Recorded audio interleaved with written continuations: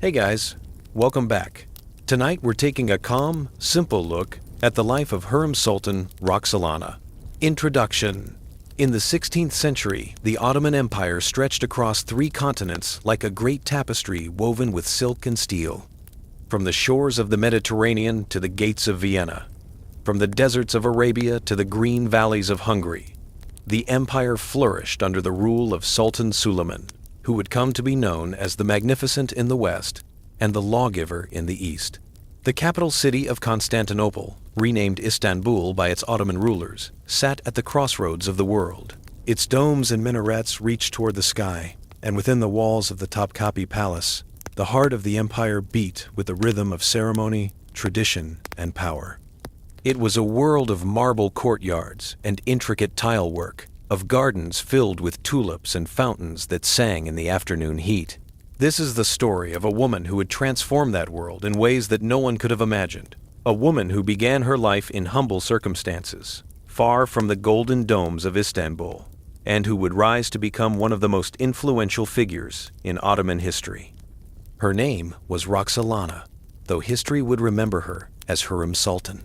Early life. A distant homeland. In the early years of the 16th century, in the region of Ruthenia, which lay within the Kingdom of Poland, a girl was born. The exact year remains a mystery, lost to time, though historians believe it was sometime around 1500 or 1505.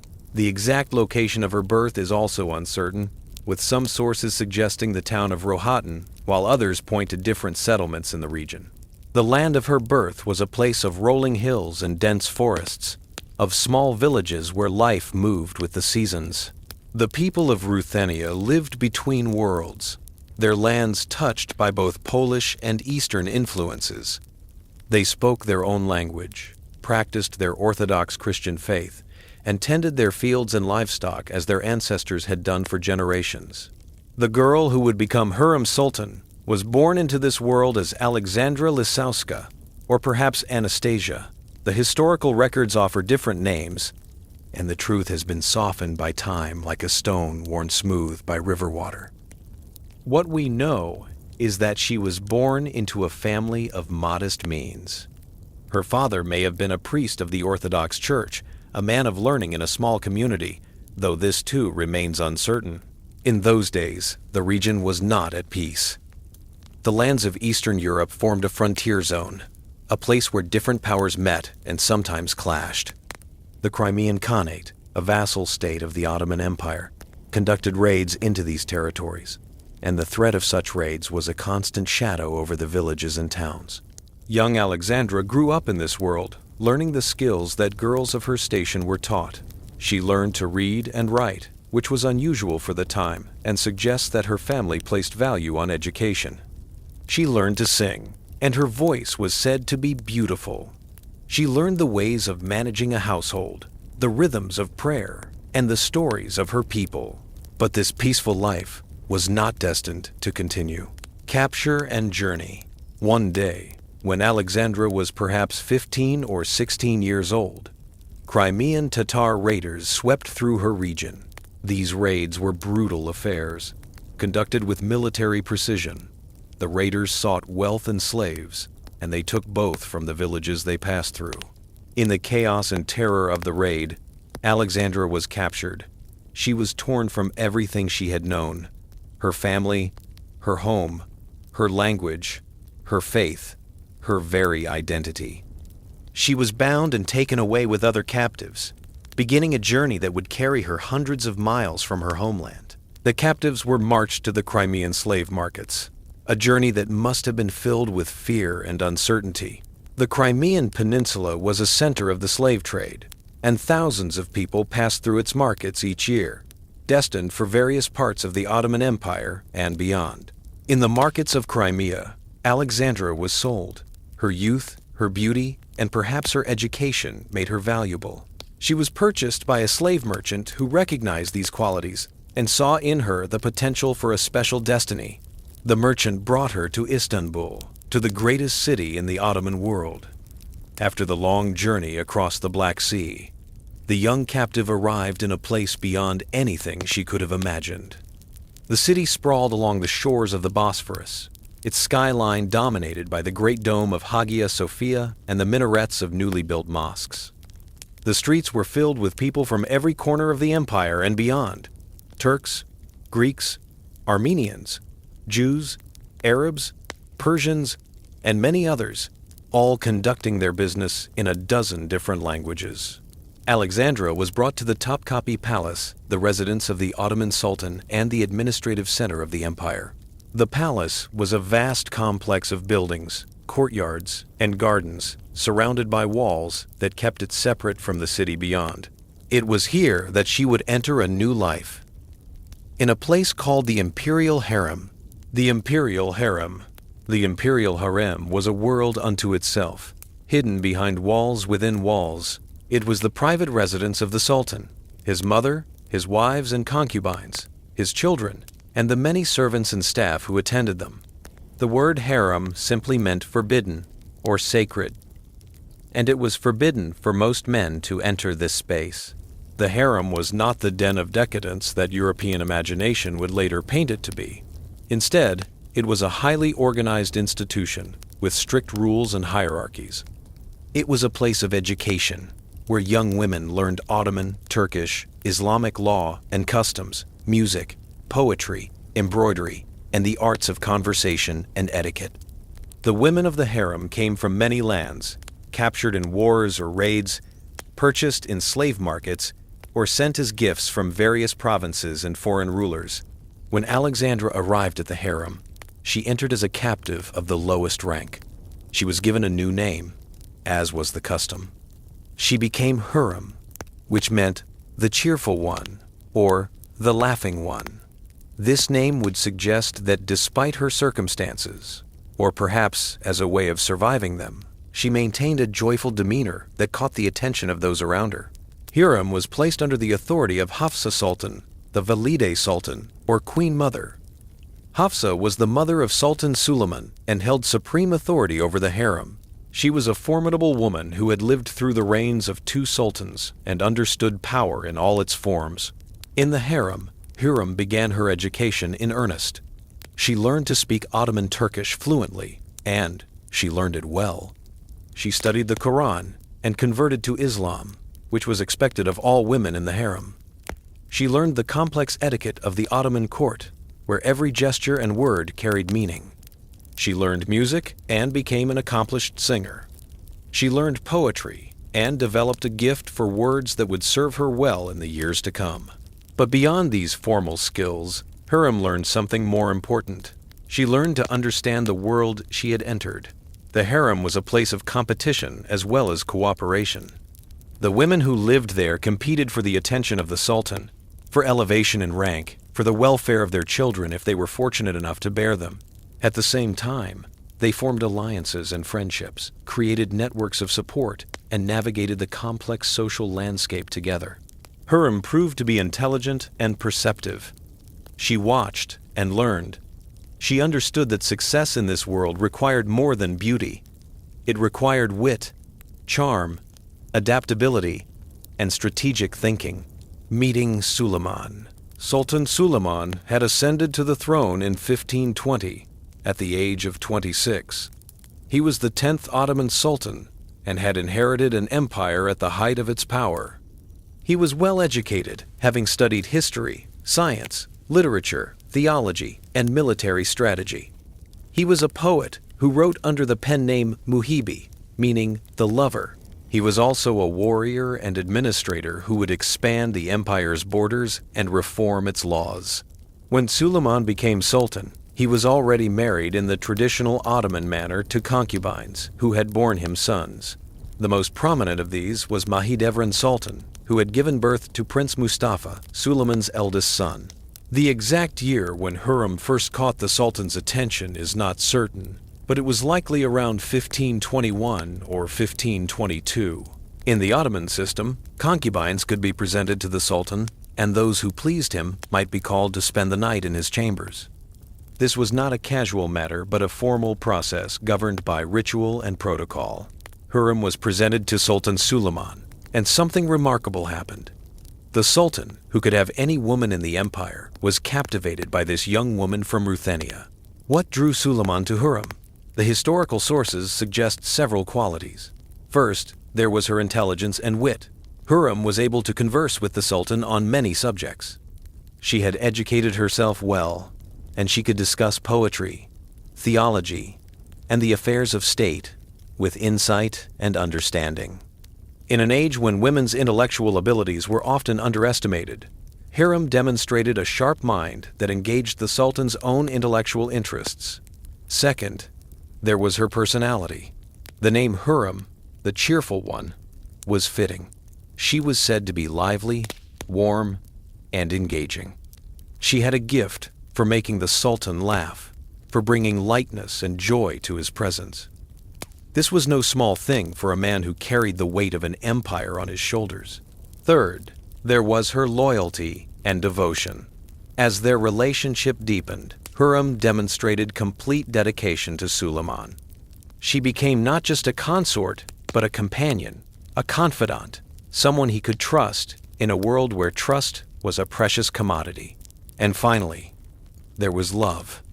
Whatever the political and practical dimensions of their relationship, the historical evidence suggests that Suleiman truly loved Hürrem, and she loved him in return. This was not common in the Ottoman system, where marriages were typically political arrangements. But Suleiman and Hürrem formed a genuine emotional bond that would last for decades and transform the nature of the Ottoman Sultanate itself. Rising through the ranks. In 1521, Hürrem gave birth to her first child with Suleiman, a son whom they named Mehmed. This was a significant moment. In the Ottoman system, bearing a son to the Sultan elevated a concubine status. She became known as a haseki, a favorite consort, and received her own apartments in the palace, her own servants, and her own income. But Hürrem's position was complicated by the presence of Mahidevran Sultan, who had already borne the Sultan's eldest son, Mustafa. In Ottoman tradition, each concubine was expected to bear only one son to the Sultan. This was meant to prevent exactly the kind of succession struggles that had plagued other dynasties.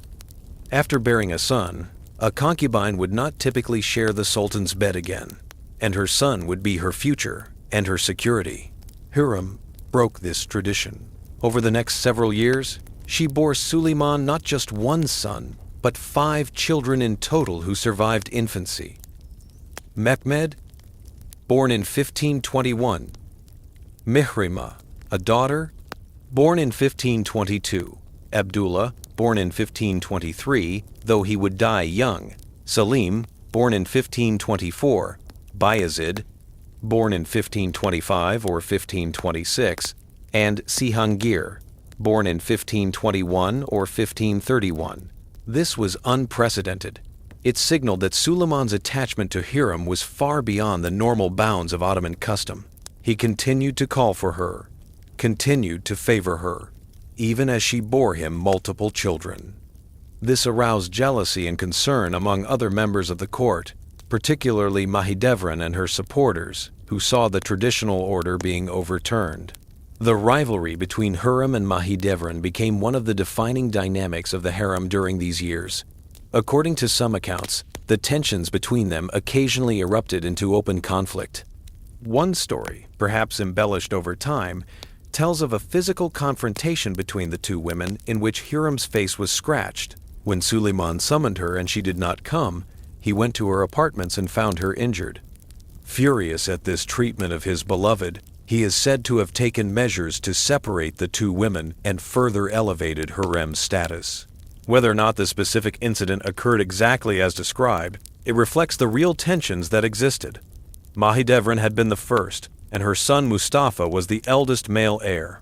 But Hürrem had captured the Sultan's heart in a way that threatened the established order. Transformation of tradition. As the years passed, Hürrem's influence grew. She was intelligent and politically astute, and Suleiman increasingly sought her counsel on matters of state. This was unusual, but not entirely unprecedented. Ottoman mothers and wives had sometimes wielded influence, particularly the Valide Sultan, the Sultan's mother. But for a concubine, however favored, To be so involved in governance was extraordinary. Hürrem demonstrated her political acumen in various ways. She corresponded with foreign rulers, including King Sigismund Augustus of Poland, who may have been from the same region as she was. She communicated with the Khan of Crimea and with other important figures. Her letters, some of which survive, show a sophisticated understanding of diplomacy and politics. She also began to engage in the traditional Ottoman practice of vakuf, or charitable endowments. She commissioned the construction of a mosque complex in Istanbul, which included a mosque, a madrasa or Islamic school, a soup kitchen to feed the poor, and other charitable facilities. This complex, known as the Haseki Sultan complex, still stands today. She commissioned other buildings as well, including a hospital, public baths, and a women's market. These architectural projects served multiple purposes. They were acts of piety and charity, which earned merit in the eyes of God and respect in the eyes of the people. They were also statements of power and permanence, marking Hürrem's place in the physical and social landscape of the capital. And they were part of a long Ottoman tradition in which powerful women demonstrated their status and influence through building projects. But the most dramatic break with tradition came in 1534. In that year, Sultan Suleiman did something that no Ottoman sultan had done for more than 2 centuries.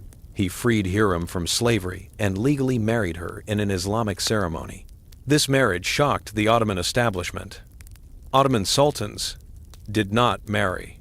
They took concubines, which gave them complete control over their domestic arrangements and prevented the families of wives from claiming power or influence. The last sultan to contract a legal marriage had been Bayezid I more than a century earlier, and that had been a political marriage to a Byzantine princess. But Suleiman married Hürrem out of love and respect. The marriage gave Hürrem legal rights and protections. It elevated her to a status higher than any woman had held in the Ottoman court in living memory. She became Hürrem Sultan, and her position was now unassailable. The marriage also sent a message about Suleiman's intentions regarding succession. By marrying Hürrem and continuing to father children with her, he was signaling that her sons had legitimacy equal to or greater than that of Mahidevran's son Mustafa. This would have profound consequences in the years to come. Life as Hürrem Sultan. After her marriage, Hürrem Sultan became the most powerful woman in the Ottoman Empire. She moved from the harem in the Old Palace to apartments in the Topkapi Palace proper, near the Sultan's own chambers. This physical proximity reflected their close relationship and gave Hürrem unprecedented access to the center of power. The relationship between Suleiman and Hürrem was remarkable for its depth and duration. In an age when royal marriages were typically cold political arrangements, they maintained what appears to have been a genuinely loving partnership for nearly 30 years, until Hürrem's death. Evidence of their affection comes from various sources. Suleiman wrote poetry about Hürrem, verses filled with longing and love. When they were apart, usually because Suleiman was on military campaign, they exchanged letters. Some of these letters have been preserved, and they reveal a relationship of great tenderness and mutual respect. In one letter, Hürrem writes to Suleiman during one of his campaigns, "My Sultan, there is no news from this place. We are waiting for news from you. When you left, you took my heart with you. I hope you are well and healthy. I pray for your safe return every day." The language is formal by modern standards, as was appropriate for correspondence that might be seen by others, but the emotion is clear. Suleiman's letters to Hürrem express similar sentiments. He calls her his throne of his heart, his springtime, his happiness. He writes of missing her and counting the days until he can return to her. These are not the words of a distant monarch to a mere concubine, but of a husband to a beloved wife. Hürrem was also a devoted mother. She had 6 children with Suleiman, and she dedicated herself to their upbringing and their futures. In the Ottoman system, princes were sent to govern provinces to gain administrative experience and to keep them away from the capital, where they might pose a threat to the reigning sultan or to each other. This meant that Hürrem's sons would eventually leave the palace and she worked to ensure they were prepared for their roles and that they had loyal supporters. Her only daughter, Hürrem Sultan, remained in Istanbul and became a powerful figure in her own right. In 1539, when Hürrem was about 17, she was married to Rustam Pasha, who would become Grand Vizier, the highest administrative official in the empire. This marriage alliance strengthened Hürrem's position and created a powerful faction at court centered on her family. Political influence. Hürrem Sultan's political influence extended across many domains. She participated in meetings of the Imperial Council when important matters were under discussion, though she would have done so from behind a screen, as was proper for women of her status. She advised Suleiman on appointments and policy. She corresponded with provincial governors, with foreign rulers, and with other important figures throughout the empire and beyond. One area where her influence was particularly significant was in matters related to the succession. The Ottoman system of succession was brutal and fraught with danger. When a new sultan ascended the throne, it was customary for him to have his brothers executed to prevent civil war. This practice, while horrifying by modern standards, was seen as necessary to maintain stability in a vast empire where disputed succession could lead to catastrophic civil wars.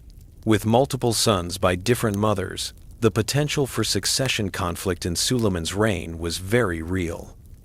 Hürrem understood this and worked to protect her sons and advance their interests. This brought her into conflict with the supporters of Prince Mustafa, Mahidevran's son, who, as the eldest, had the strongest traditional claim to the throne. The relationship between Hürrem and Mustafa has been the subject of much historical debate and dramatic elaboration. In popular culture, particularly in later Ottoman and European sources, Hürrem is often portrayed as a scheming figure who manipulated Suleiman into turning against his eldest son. The reality was almost certainly more complex. Mustafa was indeed a capable prince, popular with the army and with many in the court. He governed the province of Manisa and by all accounts did so well. But his very competence and popularity made him a potential threat. In the Ottoman system, a powerful prince was dangerous to a reigning sultan, even if that sultan was his father. Around 1530, when Hürrem's position was still being established, there appears to have been a plot involving some members of the court to support Mustafa as sultan. The details are murky, but it appears that some saw the rise of Hürrem and the favor shown to her sons as threatening the proper order of succession. Suleiman learned of these plots and took action against those involved. But Mustafa himself was not harmed at this time. Over the following years, tensions continued to simmer. Hürrem and her faction, which included her daughter Hürrem and her son-in-law Rustam Pasha, were naturally concerned about what would happen when Suleiman died. If Mustafa became sultan, following the usual practice, he would likely have Hürrem's sons executed to eliminate potential rivals. Hürrem, as a mother, could not accept this fate for her children. The exact role Hürrem played in subsequent events is difficult to determine from the historical sources. What is clear is that she was a political actor working to protect her children's interests within a system that was inherently dangerous for all involved. The tragedy of Prince Mustafa. The climactic moment in this long-running tension came in 1553. Sultan Suleiman was on military campaign in Persia, and Prince Mustafa joined him with his own forces. There were rumors, perhaps spread by Hürrem's faction, that Mustafa was planning to overthrow his father. Whether these rumors had any basis in truth remains a subject of historical debate. What happened next became one of the most controversial events of Suleiman's reign. The Sultan summoned Prince Mustafa to his tent, ostensibly for a meeting. When Mustafa entered, he was seized by the Sultan's executioners and strangled. This was the Ottoman method of execution for members of the royal family, as it was considered more dignified than beheading and did not shed royal blood. The execution of Mustafa shocked many in the empire. He had been popular, especially with the army, and his death was seen by many as a great injustice. There were even minor uprisings in protest, though these were quickly suppressed. The degree to which Hürrem Sultan was responsible for Mustafa's death has been debated for centuries. In many later sources, particularly those hostile to Hürrem, she is portrayed as the mastermind who manipulated Suleiman into killing his son. Some historical accounts describe her as constantly whispering poison in the Sultan's ear, inventing evidence of plots and treason. However, more careful historical analysis suggests a more nuanced picture. Suleiman was not a weak man, easily manipulated. He was a shrewd ruler who had governed a vast empire for more than 30 years. He would not have executed his eldest son on the word of his wife alone. There must have been other factors, perhaps real evidence of plots, perhaps advice from other counselors, perhaps his own fears about the succession and the stability of the realm. What is clear is that Hürrem's sons benefited from Mustafa's death. With the eldest prince gone, the succession would pass to one of her sons. But she did not live to see this outcome, for her own time was growing short. Charitable works and legacy building. Throughout her years of power, Hürrem Sultan devoted considerable energy and resources to charitable works and building projects. This was partly an expression of Islamic piety. Charity is one of the pillars of Islam, and wealthy Muslims were expected to support those less fortunate. But it was also a way of establishing a lasting legacy and demonstrating her role as a benefactress of the empire. The Haseki Sultan complex in Istanbul was her most ambitious project. Construction began in the late 1530s and continued for years. The complex included a mosque, which was not a grand imperial mosque like those built by sultans, but a substantial neighborhood mosque. It included a madrasa, where students studied Islamic law and theology. It included an imaret, a public kitchen that provided free meals to the poor, feeding hundreds of people each day. It included a hospital and a primary school. This complex served the neighborhood of Aksaray in Istanbul and provided essential services to the community. It was also a statement of Hürrem's position and power.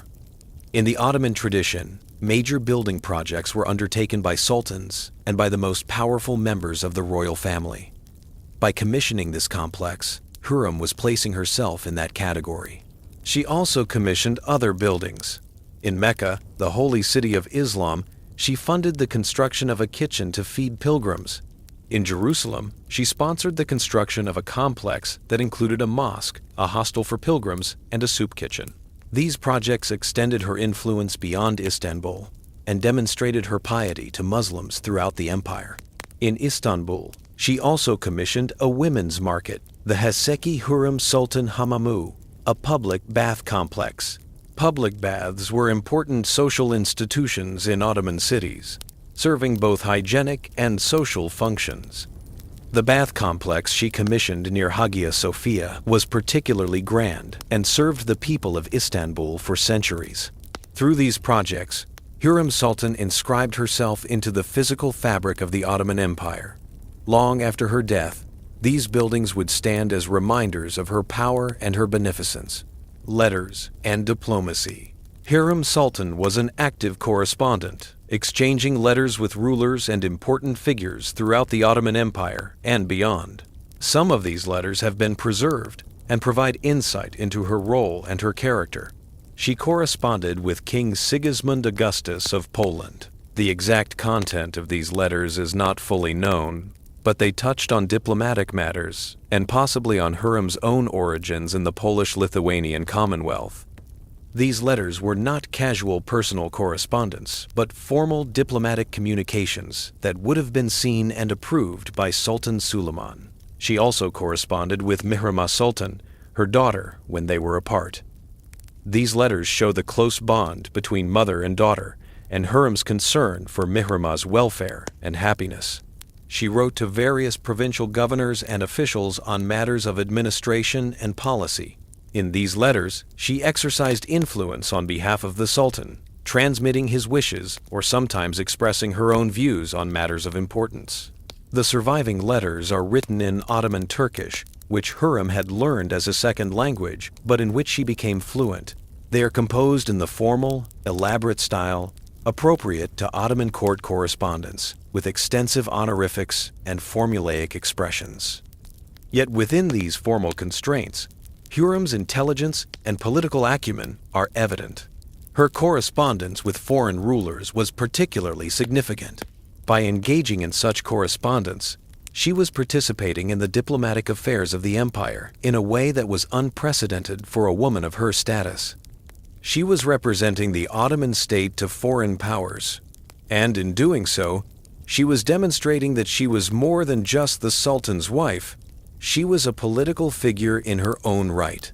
The later years. As the 1550s progressed, Hürrem Sultan's health began to decline. The exact nature of her illness is not recorded in detail, but it appears to have been a gradual deterioration rather than a sudden crisis. She continued to be active in the affairs of the palace and the state for as long as she was able. She continued to advocate for her sons and to work with her son-in-law Rustam Pasha on matters of policy and administration. She continued to oversee her charitable foundations and building projects. But time was taking its toll. In 1558, Hürrem Sultan fell seriously ill. Sultan Suleiman, who had loved her for nearly 40 years, was deeply concerned. He brought the best physicians to attend to her, but they could not halt the progress of her disease. On April 15th, 1558, Hürrem Sultan died in the Topkapi Palace. She was approximately 53 years old, though the exact date of her birth was never certain, so her age can only be estimated. Her death was a profound blow to Sultan Suleiman. He had loved her deeply, and she had been his companion and advisor for decades. The grief of the Sultan was evident to all who saw him in the days following her death. Hürrem Sultan was buried with great ceremony in a tomb adjacent to the Suleymaniye Mosque, the great imperial mosque that Suleiman had commissioned and that was still under construction at the time of her death. The tomb was a work of art, decorated with intricate tile work and calligraphy. It was placed in a position of honor, reflecting her status as the legal wife of the Sultan. Suleiman visited her tomb frequently in the years after her death. According to some accounts, he would go there to pray and to feel close to her memory. He wrote poetry expressing his grief and his sense of loss. In one poem, he wrote of how the world had lost its color and joy with her passing, how every place reminded him of her absence. The succession question. Hürrem did not live to see which of her sons would become sultan, but the question of succession continued to shape events after her death. With Prince Mustafa dead, the competition was now between Hürrem's sons, Selim and Bayezid. Her eldest son, Mehmed, had died in 1543, before his mother. Her youngest son, Cihangir, who had been born with a physical disability, died just months after his mother, apparently of grief and illness. This left Selim and Bayezid. Selim was the elder of the two and governed the province of Manisa. Bayezid governed the province of Konya. Each had his supporters, and tensions between the two princes and their factions grew. In 1559, just a year after Hürrem's death, the tension erupted into open warfare. Bayezid, fearing that his father favored Selim, raised an army and marched against his brother. Suleiman, furious at this breach of order, sided with Selim. At the Battle of Konya in 1559, Bayezid was defeated. Bayezid fled to Persia with his sons, seeking protection from the Persian Shah. But Suleiman negotiated with the Shah, and in 1561, Bayezid and his 4 sons were executed by Persian officials on Ottoman orders. This removed all potential rivals to Selim. Thus, when Sultan Suleiman died in 1566, after a reign of 46 years, Selim ascended to the throne peacefully as Selim II. He was Hürrem Sultan's son, and through him, her bloodline continued to rule the Ottoman Empire. Every sultan who followed Selim II was a descendant of Hürrem Sultan, transforming the dynasty. Hürrem Sultan's impact on the Ottoman Empire extended far beyond her own lifetime. She fundamentally transformed the nature of the Ottoman Sultanate in several important ways. First, she broke the tradition that sultans did not marry. By becoming Suleiman's legal wife, she established a new precedent. After her, it became more common for Ottoman sultans to legally marry, particularly to women from within the harem system. This changed the legal and social status of the sultan's consorts and gave them new forms of power and legitimacy. Second, she established a new model for the political influence of women in the Ottoman court. Before Hürrem, the most powerful woman was typically the Valide Sultan, the mother of the reigning sultan. Hürrem demonstrated that the sultan's wife could also wield significant influence. After her time, powerful wives of sultans continued to play political roles, though none quite matched her level of influence. Third, she changed the physical organization of the imperial household. Before Hürrem, the harem was housed in the old palace, separate from the sultan's working and ceremonial spaces in the Topkapi Palace. Hürrem's move to apartments in the Topkapi Palace itself brought the harem into closer physical proximity to the seat of power, and this arrangement continued after her time. Fourth, through her sons, she established a new royal lineage. After Selim II, every Ottoman sultan was descended from Hürrem Sultan. In this sense, she became the mother of a new dynasty within the Ottoman line. The period following Hürrem's death is sometimes called the Sultanate of Women by historians. This was an era lasting roughly from 1530 to 1650, when women of the imperial harem, mothers, wives, and daughters of sultans, exercised significant political influence. This period was inaugurated by Hürrem Sultan's example and was continued by women like Nurbanu Sultan, Safiye Sultan, and Kosum Sultan, who played major roles in the governance of the empire. Historical memory and legacy. The memory of Hürrem Sultan has been contested and complex. In Ottoman sources written during and shortly after her lifetime, she is generally described with respect as a powerful and influential figure. Her building projects and charitable works were recorded and praised. However, in later Ottoman sources, and particularly in European sources, her image became more negative. She was portrayed as a scheming manipulator, a seductress who used her wiles to control the Sultan and to bring about the death of the noble Prince Mustafa. This negative portrayal was partly influenced by the European fascination with the Oriental despot and the supposedly decadent harem, and partly by the dramatic potential of the story. In the 19th and 20th centuries, as historians began to study Ottoman sources more carefully, a more nuanced picture began to emerge. Scholars recognized that Hürrem Sultan was operating within a complex political system and that her actions, while ruthless by modern standards, were not unusual for a person in her position trying to protect herself and her children in a dangerous environment. In recent decades, Hürrem Sultan has become the subject of renewed popular interest, particularly in Turkey.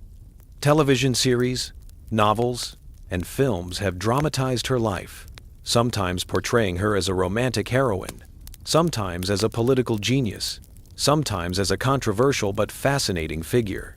The most famous of these is the Turkish television series Muhteşem Yüzyıl, or Magnificent Century, which aired from 2010 to 2014 and became popular throughout the Middle East and Europe. Today, tourists visiting Istanbul can see the physical legacy of Hürrem Sultan.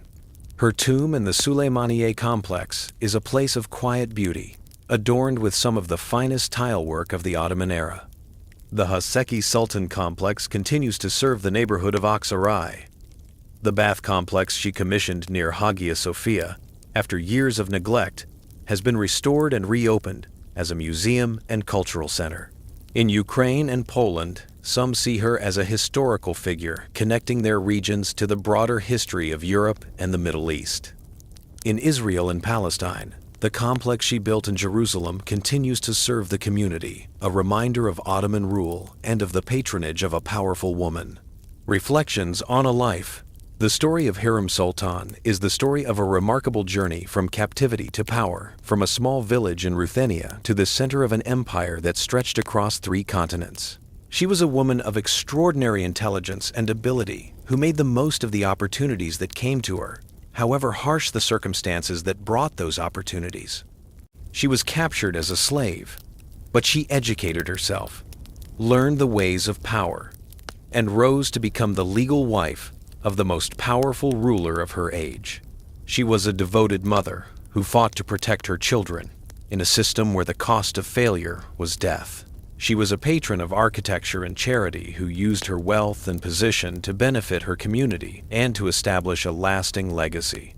She was a political actor who participated in the governance of one of the greatest empires in history. She was also a person who lived in a time very different from our own, when slavery was accepted, when royal succession often required fratricide, when the role of women was constrained in ways that would be unacceptable today. We cannot judge her entirely by modern standards, but we can recognize both her accomplishments and the ethical complexity of the world she inhabit retri a continue. The human story. Beyond the political intrigue and the grand historical events, there was a human story. A story of a woman who lived and loved, who felt joy and sorrow, who aged and eventually died like all mortals. Hürrem Sultan spent nearly 40 years in the Topkapi Palace. The palace was her world, a vast complex of buildings and gardens where she lived out most of her adult life. She walked its corridors, sat in its gardens, looked out from its windows over the waters of the Bosphorus and the Golden Horn. The palace was both a place of privilege and a prison, for she could not leave its walls without elaborate arrangements and escort. In the gardens of the palace, she would have seen the changing of the seasons. Spring brought tulips, which the Ottomans loved and cultivated in thousands of varieties. Summer brought roses and the intense heat of Istanbul, tempered by the breezes from the sea. Autumn brought cooler weather and the changing colors of the leaves. Winter brought rain and sometimes snow, turning the palace gardens into a landscape of white. She raised her children in these spaces. She would have taught them, played with them when they were small, worried over them when they were ill. She would have celebrated their birthdays and religious festivals with them. She would have felt a mother's pride in their accomplishments and a mother's pain when they left the palace to take up their provincial governorships. Her relationship with her daughter, Mihrimah, appears to have been particularly close. Unlike her sons, who had to leave the palace, Mihrimah remained in Istanbul after her marriage. Mother and daughter could see each other regularly, and they maintained a close bond. When Hürrem was away from the palace for any reason, or when Mihrimah traveled, they wrote to each other. These letters speak of the everyday concerns of family life alongside the weightier matters of politics. With Sultan Suleiman, Hürrem shared a partnership that lasted nearly 4 decades. They grew old together, a rare thing in the world of royal marriages. Suleiman was often away on military campaigns, leading his armies into Hungary, Persia, and other distant lands. These separations could last for months, and during them, Hürrem managed affairs in the palace and awaited his return. When Suleiman was in Istanbul, they spent time together. They would have discussed the affairs of state, but they would also have shared quieter moments, conversations about their children, about books and poetry, about the ordinary concerns of daily life. They took meals together, walked in the gardens together, grew older together. The weight of loss. Hürrem Sultan experienced profound losses during her life. The loss of her original family and homeland when she was captured was the first great rupture in her life. Though she built a new life in Istanbul, she never forgot where she came from. Her correspondence with Polish kings, her interest in affairs in that region, suggests that she maintained some connection, however distant, to her place of origin. In 1543, her eldest son Mehmed died at the age of 22. The cause of his death is recorded as smallpox, a disease that killed without regard to rank or wealth. For a mother, the death of a child is perhaps the greatest grief one can experience, and Hürrem mourned deeply. Mehmed had been a promising prince, well-educated and capable, and his death was a blow not just to his family, but to the empire. Mehmed was buried in the Shehzade Mosque complex, which Suleiman commissioned in his memory. The name Shehzade means prince, and the mosque stands as a memorial to the lost son. Hürrem would have visited this tomb to pray and to grieve. The loss of Mehmed may have made Hürrem even more determined to protect her remaining sons. With Mehmed gone, the succession would pass to either Selim or Bayezid, and she redoubled her efforts to secure their positions. Another son, Abdullah, had died in infancy or early childhood, probably in 1526 or 1527. Infant mortality was high in the 16th century, even in royal families with access to the best care available. This loss, while common for the time, would have been deeply painful for Hürrem as a mother. Daily life in the harem. The daily routine of Hürrem Sultan in her later years would have been structured by the rhythms of Islamic practice and Ottoman court ritual. The day began with the dawn prayer, the first of 5 daily prayers required of Muslims. Hürrem, having converted to Islam decades earlier, observed these prayers throughout her life. After the dawn prayer, the day's activities would begin. There would be correspondence to attend to, letters to write, reports to read, petitions to consider. Hürrem received appeals from people throughout the empire asking for her intervention or assistance, and she would have had to decide which to support. There would be meetings with officials, with the heads of her charitable foundations, with architects and builders working on her construction projects. There would be audiences with women from the harem who sought her favor or advice. As the Sultan's wife and the most powerful woman in the palace, she had many responsibilities and many people seeking her attention. There would be time spent with family when they were present with her daughter Mihrama, with her sons when they visited from their provinces, with her grandchildren as they were born. Family meals would have been occasions for conversation and for maintaining the bonds that held the family together. There would be time for prayer and religious devotion. Hürrem had a reputation for piety, and she spent time in prayer, in reading the Quran, and in religious study. The practice of Islam was not just a political necessity for her, but appears to have been a genuine source of comfort and meaning. There would be time for cultural pursuits. Hürrem enjoyed music and poetry. She may have continued to sing, as she had when she was younger. She certainly listened to music, for the Ottoman court supported musicians, and music was a regular part of palace life. She read poetry, and may have written some herself, though if she did, it has not survived. There would be time spent in the baths, which were important for both hygiene and relaxation. The palace had elaborate bathing facilities, and bathing was a social activity as well as a practical one. And there would be quiet moments sitting in the gardens, looking out over the city, thinking about the long journey of her life from a village in Ruthenia to the heart of an empire. The architecture of memory. The buildings Hürrem Sultan commissioned were not just political statements or acts of charity. They were also expressions of her own sense of identity and legacy. In a world where women's achievements were often ephemeral and easily forgotten, architecture offered permanence. The Haseki Sultan complex in Istanbul was designed by Sinan, the greatest Ottoman architect, who also designed the Süleymaniye Mosque for Suleiman and many other masterpieces of Ottoman architecture.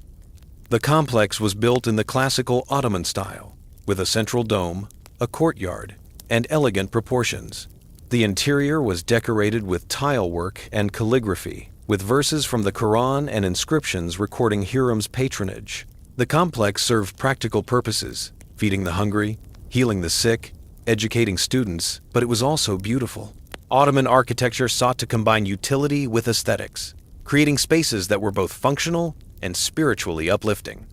The play of light through windows, the sound of water in fountains, the geometry of arches and domes, all of these created an environment that was meant to inspire contemplation and peace.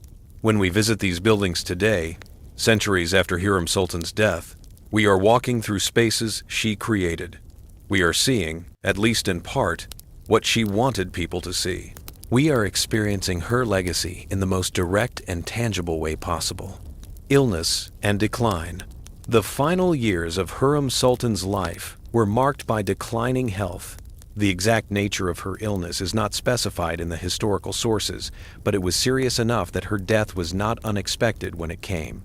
In the Ottoman court, illness was treated with the medical knowledge available at the time, which was considerable.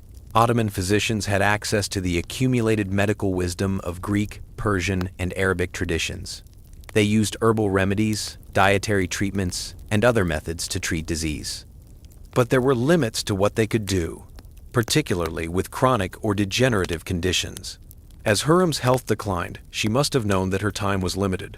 She was in her 50s, which was old age by the standards of the 16th century, and she had lived a full and eventful life. She had seen her children grow to adulthood, had participated in great events, had built monuments that would outlast her.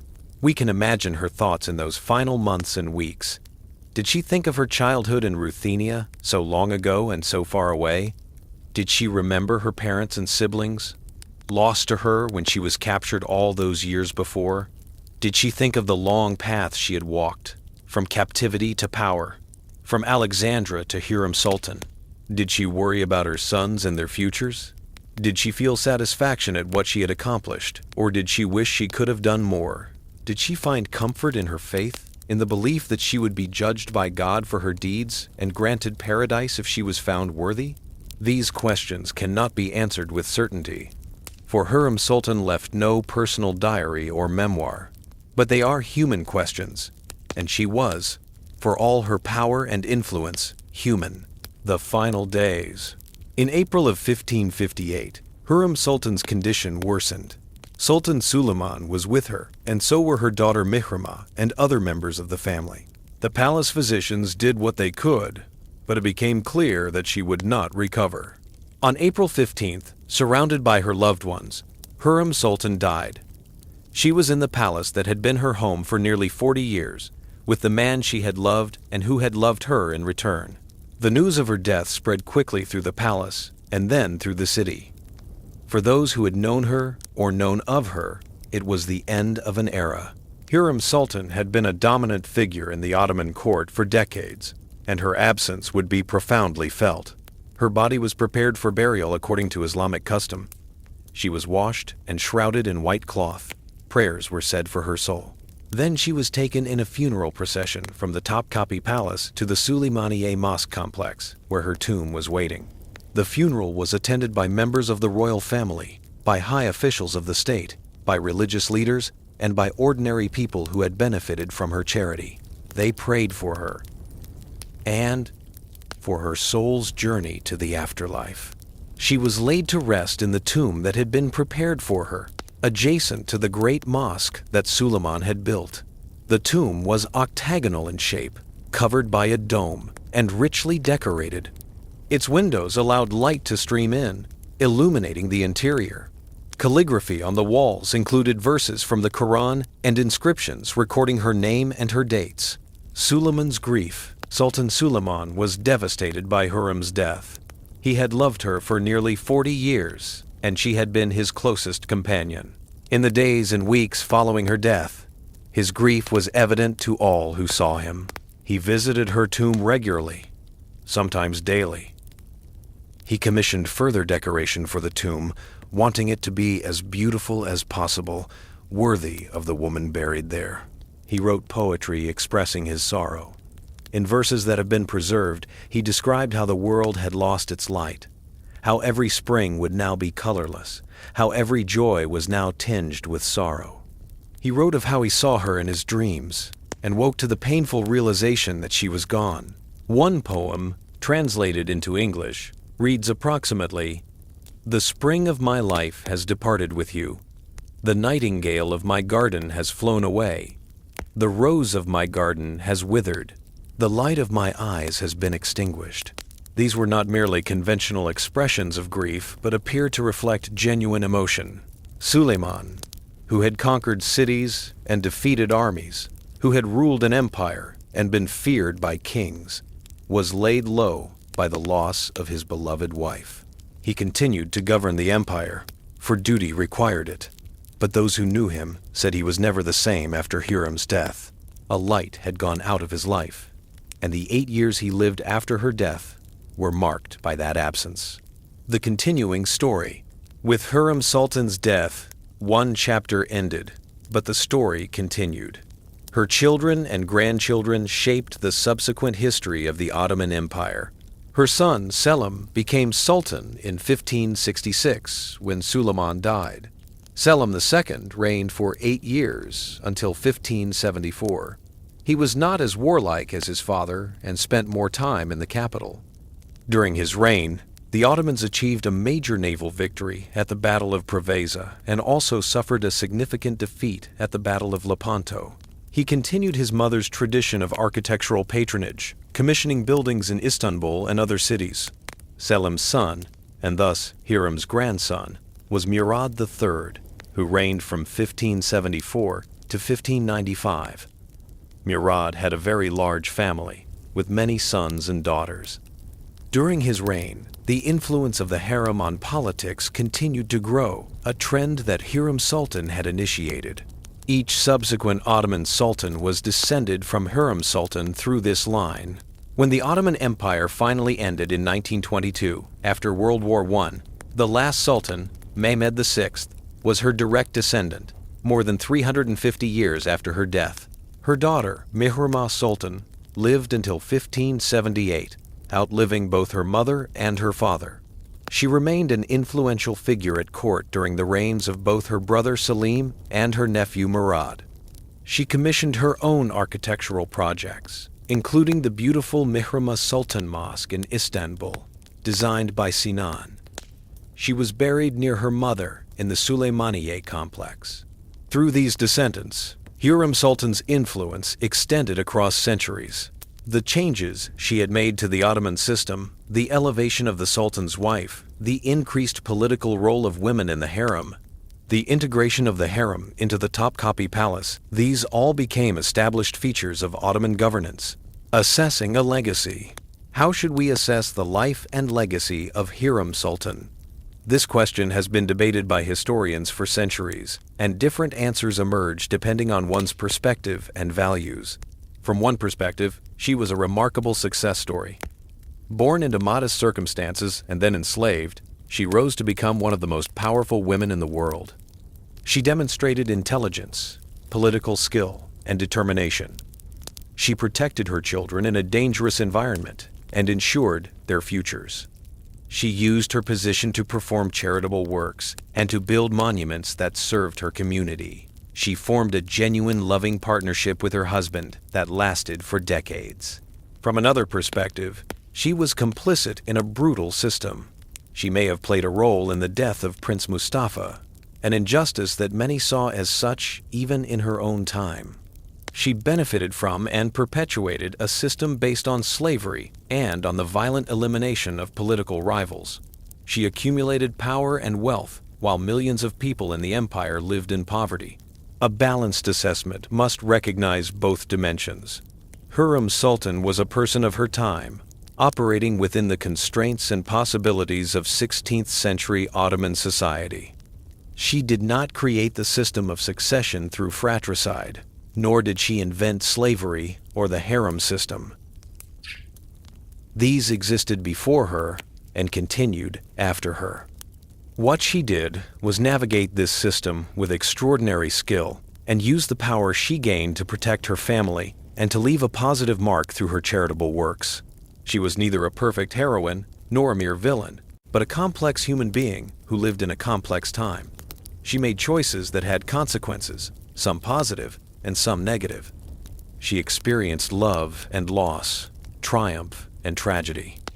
She was, in the end, a person trying to survive and thrive in a difficult world, using the tools and opportunities available to her. The cultural impact. Beyond her direct political and familial legacy, Hürrem Sultan has had a significant impact on culture and imagination. Her story has been told and retold in many forms over the centuries. In Ottoman literature, she appeared in chronicles and histories. Some of these portrayals were sympathetic, recognizing her intelligence and influence. Others were more critical, particularly those written by supporters of Prince Mustafa or those who disapproved of the increased power of women in the palace. In European literature, beginning in the 16th century and continuing through later centuries, she became a stock character representing the Oriental seductress or the power behind the throne. These portrayals often said more about European fantasies and fears about the Ottoman Empire than they did about the real Hürrem Sultan. She appeared in plays, novels, and operas, usually as Roxolana, a figure of mystery and intrigue. In the 20th and 21st centuries, as both Turkish and international historians have studied Ottoman history more rigorously, more nuanced portrayals have emerged. Scholarly biographies have attempted to separate fact from legend and to understand Hürrem Sultan in her historical context. Popular culture has also rediscovered her. The Turkish television series Magnificent Century brought her story to millions of viewers across the Middle East, Europe, and beyond. While dramatized and not always historically accurate, the series sparked renewed interest in Ottoman history and in the life of Hürrem Sultan specifically. Today, she is seen by some as a feminist icon, a woman who wielded power in a male-dominated world.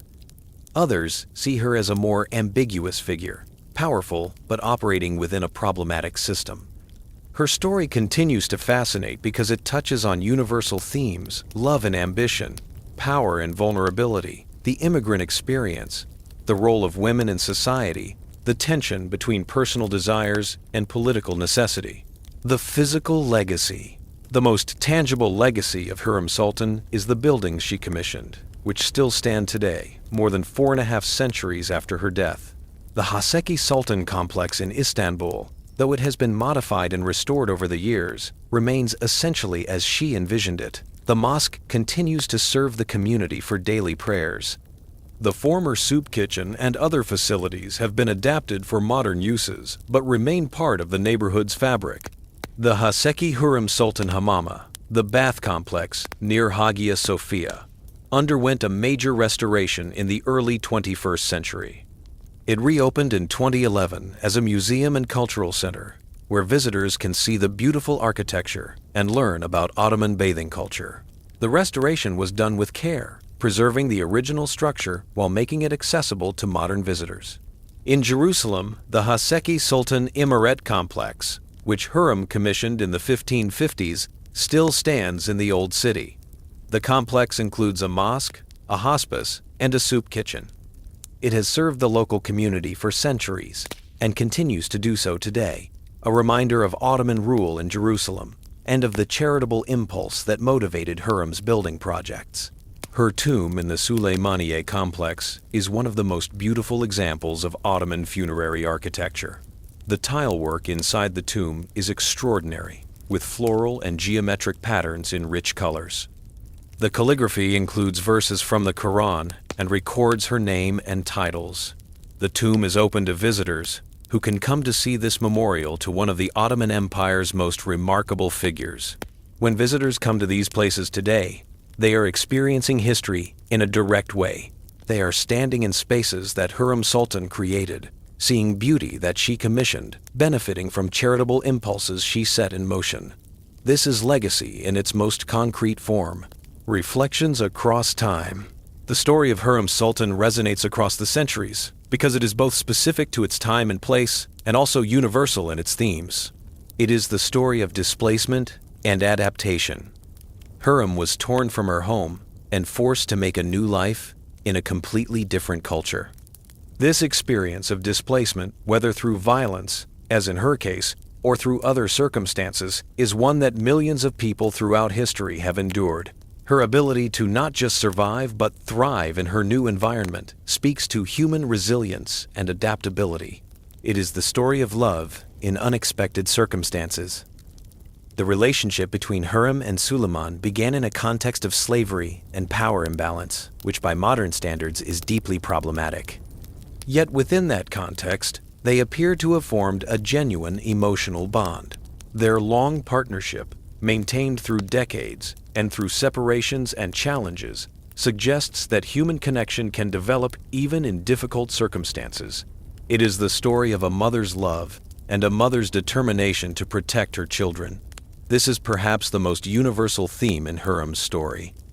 Whatever we may think of her political maneuvers, they were largely motivated by the desire to ensure her son's survival in a system that routinely killed royal princes.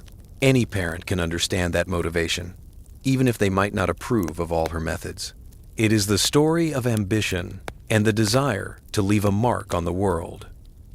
Hürrem Sultan was not content to be merely the Sultan's favorite. She wanted to be recognized, to have legal status, to create things that would outlast her. This ambition drove her to break traditions, to commission buildings, to involve herself in governance. It is an ambition that, in various forms, many people share. It is the story of power and its uses. Hürrem gained power and used it for various purposes: to protect her family, to advance her interests, to perform charitable works, to shape the empire's policies. Her story raises questions about power that remain relevant. Who should have it? How should it be used? What responsibilities come with it? The ending of the tale. And so we come to the end of the story of Hürrem Sultan, though of course endings are always relative. Her life ended in 1558, but her influence continued through her descendants, through the institutions she shaped, through the buildings she commissioned, and through the memory of her remarkable journey. From a village in Ruthenia to the Topkapi Palace in Istanbul, from captivity to queenship, from Alexandra to Hürrem Sultan, it was a journey unlike almost any other in history, a testament to the unpredictability of life and to the capacity of individuals to shape their own destinies, even in constrained circumstances. She lived in an age very different from our own, when the world was divided into empires and kingdoms, when slavery was common, when women's roles were rigidly defined, when political power was maintained through means that we would now consider barbaric. She operated within that world, not above it or outside it. She was shaped by it, and she shaped it in turn. Today, when we think of Hürrem Sultan, we might think of the power she wielded, the love she shared, the children she raised, the buildings she commissioned, the controversies she sparked, and the legacy she left. We might admire her, criticize her, or feel a mixture of both, but we cannot ignore her, for she was undeniably one of the most significant figures of her age. In the Topkapi Palace, where she lived for nearly 40 years, guides tell her story to tourists from around the world. In the streets of Istanbul, people walk past buildings she commissioned, often without knowing her role in their creation. In the Süleymaniye complex, visitors pause at her tomb to read the inscriptions and to contemplate the life of the woman buried there. And in this way, Hürrem Sultan continues to exist in the present, not as a living person, but as memory, as story, as legacy. Her journey from Ruthenia to Istanbul, from slavery to power, from obscurity to lasting fame, remains a story worth telling, a reminder of the complexity of history and the capacity of individuals to leave their mark on the world. The sun sets over Istanbul, as it has done every evening for thousands of years. The call to prayer echoes from the minarets of the city's many mosques. The waters of the Bosphorus continue to flow between Europe and Asia. And somewhere in that timeless city, the buildings that Hürrem Sultan commissioned still stand, silent witnesses to a remarkable life lived more than 4.5 centuries ago. Thus ends the story of Hürrem Sultan, called Roxolana in the West, who was born in one world and made herself a queen in another, who loved and was loved, who wielded power and left a legacy, and who, in the end, was laid to rest beneath the great dome of the Süleymaniye, forever a part of the city she had made her home. May her story bring peace to those who hear it, and may the night bring rest to all who wander through the corridors of history, seeking to understand the lives of those who came before us. And that's the end of Hürrem Sultan's story. Thanks for listening tonight. If you enjoyed this calm history session, feel free to subscribe, sleep well, and I'll see you in the next video.